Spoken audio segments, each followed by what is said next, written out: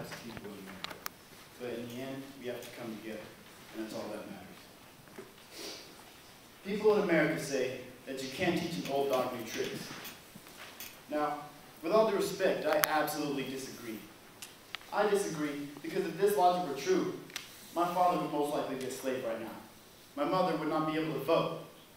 And more importantly, the President of the United States of America, Barack Obama, would never have even set foot in the White House. Now, from the Civil Rights Movement, the bombing of the 16th Street Church, the persecution of Martin Luther King and Rosa Parks, to having a black president, America's changed a lot in the last century. However, although it's changed a lot, there are still issues at hand. Racism is still here. Sexism is still here, and although they may be stifled or hidden, they're still here, and they're still wrong. Now, in my eyes, an open mind is not just an ability to accept new ideas. No. It is ignorance's opposite. It is an opportunity for people to come together and address the issues present. Now, what this means is that we have to all be open-minded and be willing to forget about what happened in the past and move on. Let me paint a picture for you. Let's say that everyone in the world were blind. Would racism still be here, even though we wouldn't be able to tell the difference? No, it wouldn't.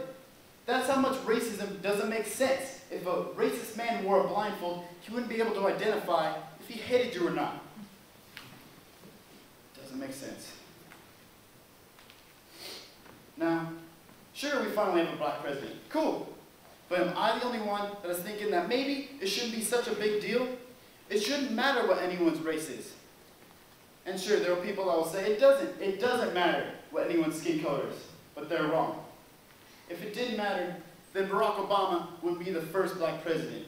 He wouldn't be the second black president. He wouldn't even be the third black president, but he wasn't. He was the first, and believe me, it matters. It will always matter. It will always matter because of the amount of prejudice in this country, unless we unite. We cannot fight discrimination alone. No. It is too strong and too powerful to be dealt with alone. In order to fight this war, a team effort is needed. We must all be on the same side.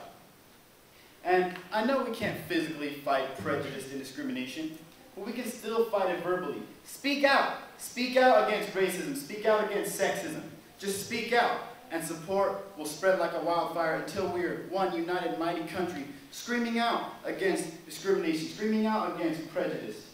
And we are at this point, when we're at this point, and all of us are side by side facing this problem together, it will disappear. It will fade away until what is left is a country full of people standing together, ready to face anything and everything that the world can possibly throw at them. Now, we may be the United States of America, and it is an honor to live in a place where individual states can work together to create the greatest country in the world today. But we're not perfect yet. What is a utopia?